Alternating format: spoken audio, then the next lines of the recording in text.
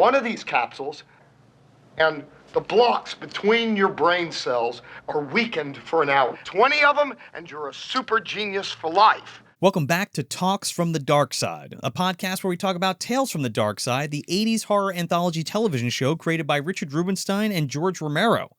I'm Joe Lascola. I'm Sean O'Rourke. And I'm Chris Barr. Today we're talking about The Bitterest Pill, directed by Bryan Stoller, and written by Jule Selbo, Michael McDowell, and Frederik Pohl, with an original air date of October 12th, 1986. All right, episode 3, here we go. Here we certainly go. Yeah, we're going. Wow, they just drove the ship right off the fucking cliff on this one. It's a hard pill to swallow, would you say? I would say it. Yeah. If I was watching this in '86, this might have been the one where I finally turned it off forever. Maybe this show isn't for me. Yeah. Well, you don't like Richie Rich? Or, you know, like... This might have been the one to do it. Well, look, comedy episodes are no stranger in the Tales from the Darkside universe. We've had them before. The worst offender has been Gin No Chaser. Yeah, but why so soon in the new season? Right. I don't know, man. Why is this episode 3? Because there can be good comedy episodes. We've talked about this topic a lot on this show. But here, I don't know. It's not even like full comedy. It's just like weird shit peppered throughout this episode that's filled with family drama. It feels more like a Twilight Zone or like an Amazing Stories. More of Amazing Stories. Yeah, especially with the comedy lightheartedness to it. Yeah. There's a couple things in this that I like about this episode, but overall, it's just kind of like bleh. We'll get into it. So there is this family who wins the lottery, and they are now rich.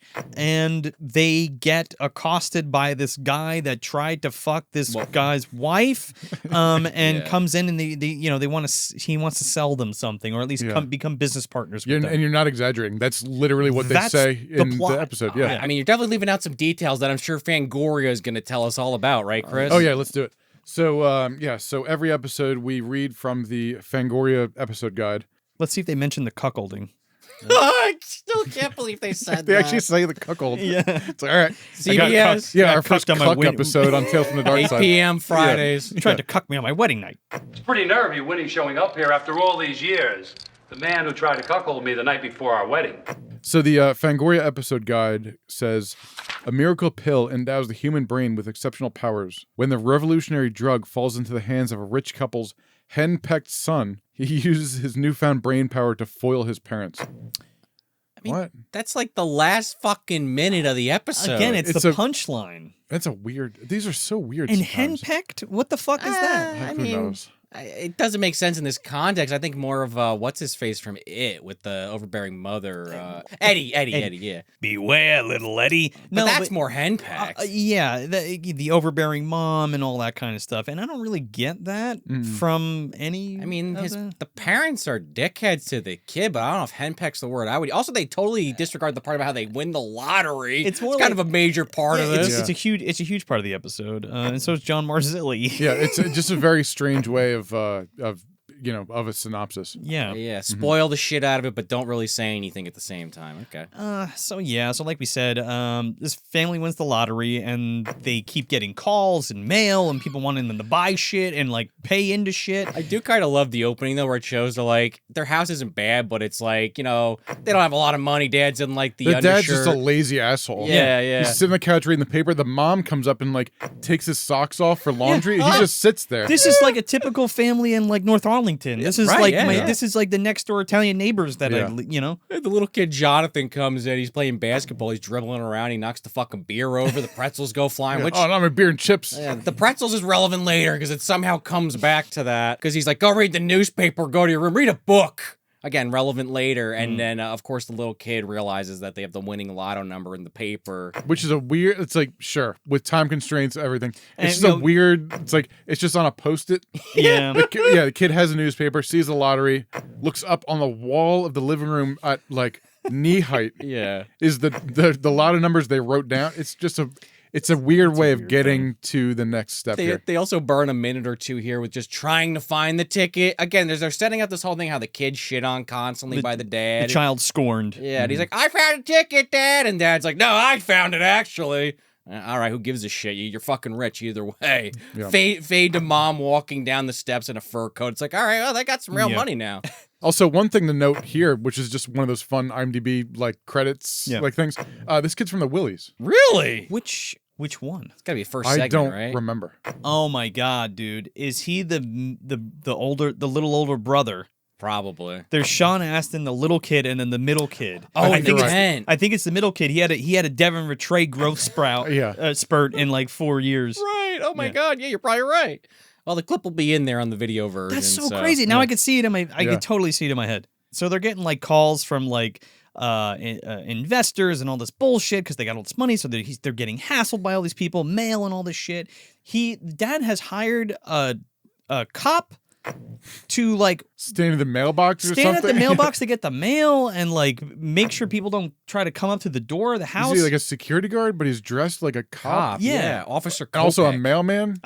Yes. Played by John Marzilli. Right. Fucking Metal Beast himself. I was gonna say, he's Butler in Metal Beast. He turns into the titular. And he's so fucking funny. This is what he does before Metal Beast, right? Yeah, before he makes his real money and Had then to pay goes the bills. into the military. to pay the bills. Exactly. But he's so funny because he's like, hey, how you doing there? You want me to fucking dig out your mail or whatever? Yeah. I love how he comes back like the second or third time. They're like, oh, now what? He's like, yeah, Cuddles has a message for you. Yeah. Or a message for Cuddles. And he's like, what the fuck, Cuddles? This nutty prick wants to get into your fucking house. I don't know. So he's like, Cuddles wants Binky or whatever the fuck it is. Might as well be. And it turns out this guy like pushes past this guy with like a headache, pushes past him, and he's like, did you know the square root of hypotenuse triangle is equal to the side of the remaining side? It's like first like 5 seconds on screen. I'm like, all right, I'm about to turn this episode off. Get the Jin No Chaser flashbacks, the guy in the trench coat. Yeah, this overacting asshole. It's Mark Blankfield. Yeah. And it's a shame because this guy's so funny. He's Blinken from Robin Hood Men in Tights. Exactly. Some of the best lines of that fucking movie. It's super quotable, hilarious. He's probably the best part of this episode. So yeah, his name's Tinker. He has a name. They say his name in the show, but they call him Tinker. But his name's Tinker. It's like a fucking Batman villain. Yeah. He's a Spider-Man villain. Oh, the Tinkerer. Yeah, that's Spider-Man. You're right. He's making people's suits and all kinds of shit. Oh, God, I hope that's not in the new movie. So Tinker gets through this cop and he makes his way into the house and Dad's like, oh, fuck, not this guy.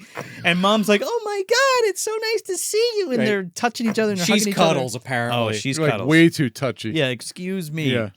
They sent Johnathan upstairs. Don't talk on the fucking intercom like a little kid. I don't know. That's such like an like Italian parent thing to do. I send the kid upstairs. You send the kid into the other room. You can't be in the room when like that's my childhood growing up. While anyway. the adults talk. Yeah, I think that's pretty common. Get out of here. We're all playing fucking cards at the table. You shouldn't be in here. So he comes in and he's like spouting all this shit. He's like, oh my God, you look so beautiful. Actually, 30% body fat and 15% sinew and blah blah blah blah blah. And he's saying all this shit. And she's like, oh my God, you're so those are generous stats. Flattering. You're 24, 53, 56, or whatever. That's your bra size. I remember it. And your ass. So basically, this guy has invented this pill that makes you super smart, and it enables you to have total recall of all of your memories. It's like, hey, what if humans use 100% of their brain?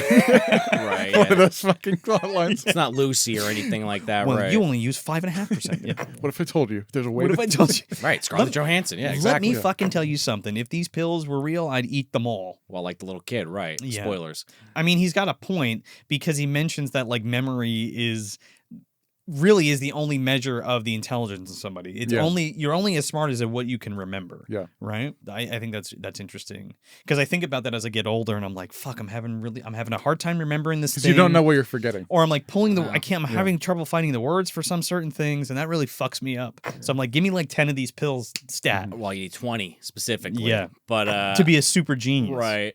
We kind of joked about it already, but I guess this guy tried to fuck the Harlan's wife. I think her name's Margaret or something. They were definitely together because Dad's like, you tried to cuckold me on my wedding night. Night before my wedding night. And he's like, I don't know what you're talking about. He goes to sit in Dad's chair. He's like, get out of my chair. My goddamn chair. And should have let him sit in that chair. What a weird setup here. Wow. Really weird. Yeah. And like Sean said, they have an intercom and the kid's like, Dad, can I come downstairs now? And he's like, no. But he does this like 6 6 times. But he's not just like in the other room, can't hear anything. Like he's literally just on the intercom listening to the entire conversation. Just keeps going, can I come down now? Every once in a while.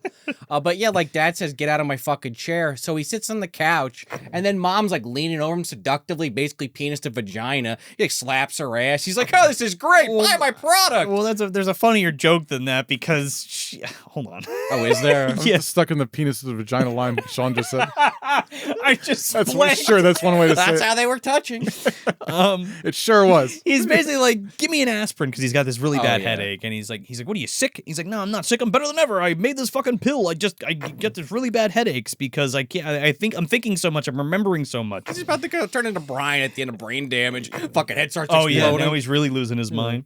But yeah, he puts the phone back on the hook and he's like, "Do you remember when the telephone was invented by blah blah blah blah blah?" And she's like, "No, don't hang it up." And she like goes to pick up the phone. It's like another telemarketer, but she leans across him, and That's why. penis to vagina, like you said.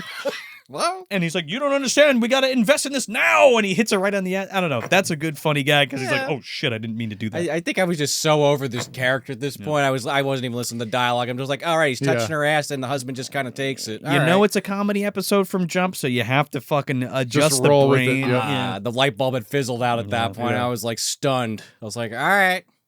Pills, okay. They were rich. Now we got a pill Yeah. subplot. Now I'm what getting the a fuck headache. is happening? Yeah, I need some like pills. there's too much Yeah. happening. So then he tries to con Dad. He's like, you don't understand. I know the cycles of the stock market, and I can turn your $1 million into $1 billion within 2 years. Yeah. I'm so smart. All I need is $100,000. All I need is $1 million, and we can do this together. $5. $5. Right, he keeps 25 going cents. down. I do love how he goes to his wife at first. He's like, yeah, he's gonna make us $1 billion. Yeah. She's like, oh, great. And he's like, look, you get the first one free. You know, he's like, I'll give it to you. You're gonna remember everything for an hour from one pill.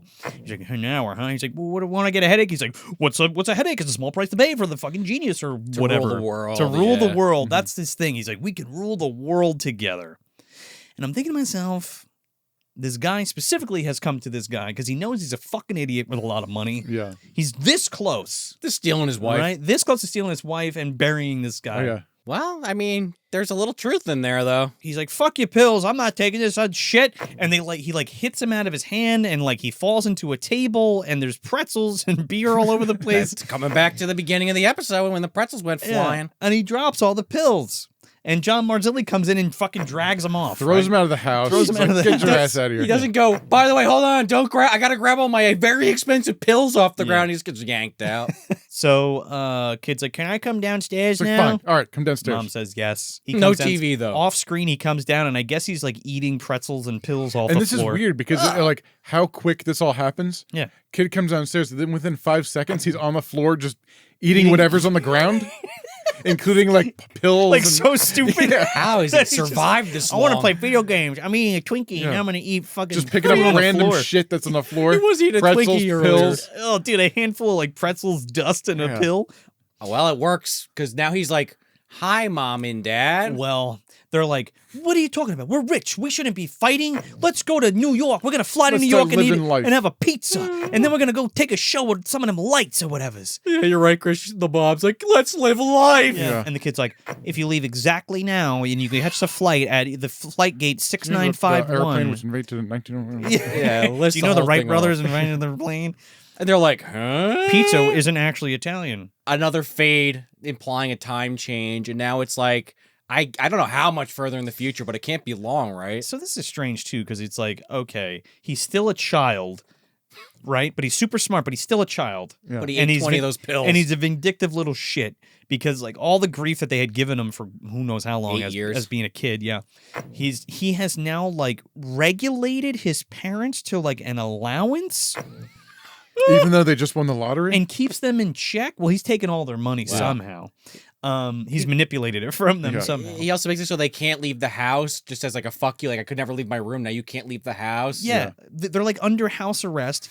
Dude lost his job. They've both turned to like drinking. Yeah. Oh, and he cuts the alcohol My account allowance. tells me you're using a lot of your allowance on liquor. And he's like, you better stop that. They're like, okay, we will. I'm going to cut it. They start sweating. No, please, no. So he's like, oh, I almost forgot. And fucking John Marzilli's laughing because like now he's like his driver. Yeah, or now he's whatever. the guy for him. And he's yeah. like, that's a joke. I would never forget. I ate 20 of those pills, like we said earlier in the episode. And he's basically like, well, the mom and dad are like, oh, can we get cable TV? And he's like, no cable TV. Read a book. Right. Throw it in their face. Yeah. And he hands him his Yeah, book. he's like, actually, He basically takes his own book out of the briefcase. and he gives it to him. But like, he serves them papers so that like he's now their legal guardian. Oh, yeah. And he's like, weird, took me millions of dollars and a bunch of loopholes, but I finally did it. Yeah.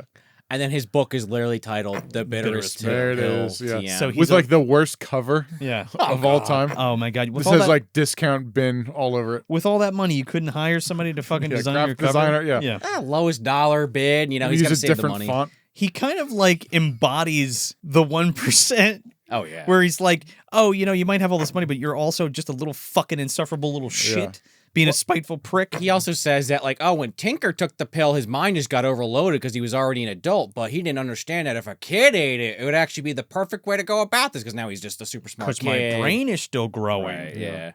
So now he's super intelligent. He's got a hold on the stock market. He's like Damien the Omen. He's going to take over the fucking world. Well, they did keep bringing that up if you want to take over the world, Yeah. so maybe. And that's it. That's the It punchline. ends on the title of the book and title of the episode.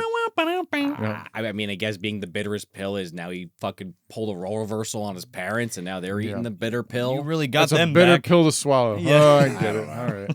Very, very clever. We're proud of you for thinking. When your child takes over your life for real. Yeah, this is dumpster. I'll just say that. We don't even do that on this show. This episode fucking sucks. Well, I'm gonna say what do we think about This is like a 0. This is a goose egg, man. It's a clunker. This is a skipper. Oh man, nothing else to say, guys. Like, all right. Before I go, let's say we got. I don't know. I don't really like the characters much in this. The Tinker's obnoxious. That the dad was fun to watch just because he's an asshole and just it's like, all right, what's he gonna do? The kid at the end, once he does like the Richie Rich thing, that's fun. But like, there's not a whole lot to pick apart here or like enjoy. It's like it's one of those. It's like, sure, watch it as you're going through the series. I wouldn't revisit it. I feel like this is one, like I mentioned, Are You Afraid of the Dark in the past, or we have rather, but it's like I feel like that would be more of an episode of that because it's like so kid centric at the end. Like maybe a kid or would like get more Joe out said, of this. like amazing stories. Amazing stories. Yeah. Are You Afraid of the Dark is scarier than this and has darker themes. With the kid coming out on top, I feel like that's more in that vein. But beyond that, I don't know. This just feels weird. And it's like something to consider is also like with the series, it is like a grab bag of different genres and everything. Sure. And it's like with that said, it's like you do get these kind of episodes where it's like a little more lighthearted and stuff to balance out the, episodes where there's a mummy and a guy eating a sheep and stuff like that. So in the grand sense of the series, sure, it's like throw a couple of these in, sprinkle them in even, but let's not have too many. I think this dials it all. It goes past the point where it needs to go, especially for like a funny episode. Like I think of things like Snip Snip, which is like a comedy episode, but it's also got a little bit darker tone thing. With at least Carol there's some like Kane and, value in that episode. Yeah. But like Carol Kane's a witch, and the guy's summoning, doing a ritual to win the lottery and shit, and like that's kind of like there's something fun there that you can still chew on a little bit. But this is just like some kind of like weird sci-fi half-baked idea. And the comedy is funny sometimes for me, but it just ultimately falls flat. It has no business being a Tales from the Darkside episode, in my opinion. I agree. It's like they're spinning plates, but they have like too many. I think it's There's just like 3 plot lines like kind of coming together. Yeah. Now, I wonder if this script was like taken for like some other project or something. It could have been. Or if it was just like a script that was just floating in the ether that like, hey, this will work for Darkside. Yeah, I mean, it could have been. I feel like it's one like I think you guys have already said, but like one of those things where like we need an episode here and we don't want to put a really good one. We're just going to put like a filler in, and that's what this feels like. But I mean, I don't know what's coming next per se, but I don't know if that's how I want to open like the beginning. It's not episode 1 of season 3, but it's episode 3. And I'm like kind of joking. I mean, who the fuck knows what I would think in '86 if I was watching this? But I don't know. This was like so bad. I would really seriously consider stop watching it. These first few are a grab bag. I mean, it's literally running the spectrum of everything that we've seen so far in the past 2 seasons. That's actually a great point. Both sides, good and bad. Yeah. But it's also kind of taking the temperature of the audience. And again, like you said, like I don't know how people react to this in 1986, but like I'd be kind of upset if I stayed up all night to like watch it on my little TV under my covers and it was this. I'd be like, no, there's no monster, there's no ghost, there's no, you know what I mean? So just a kid in a suit. Yeah, the big twist is like, oh, now he controls his parents. It's not like, it's not the dark side. Yeah. You know? It's a tale, sure. It's a tale for sure. Right. I mean, you could have definitely argue it, but I think the consensus was probably with us that this just feels like something else just kind of shoehorned into the series. Like Chris said, you kind of need these sometimes, I guess, to balance the budget out, because it is literally in one room. I guess technically two, because they show how it's two different houses. Yeah. But that's really it. But still, it's like, this is just a, I think it's a filler episode. Just to pad out, like, oh, we need 22 episodes. All right, here's one. It's like, we got, all right, 21 left. Yep. Yeah, move on to the next one. Shot it in less than a week. Also, sure, if you, like, production-wise, I'm not sure what their time frame for, like, getting these out the door and finished were, but, like, I'm sure they didn't have a whole lot to work with. I don't think So so. it's probably like, oh, we need this many episodes. Go. What do you got? Oh, here, kid buys his parents. All right. Kid eats pill, becomes smart, go. And then let's add some window dressing that's unnecessary because we need to explain why they're rich suddenly. All right. So it's very well like one of those, I think. It's just like, this is just to pad out the episodes, like the number of episodes we get in the series for season 3. Totally. So that was The Bitterest Pill. Let us know what you think of this episode in the comments. But until next time, I'm Joel Escola. I'm Sean O'Rourke. And I'm Chris Barr. Tales from the Darkside is always there, waiting for us to watch it, waiting for us to hit play. Until next time, try to find it on DVD and watch along with us.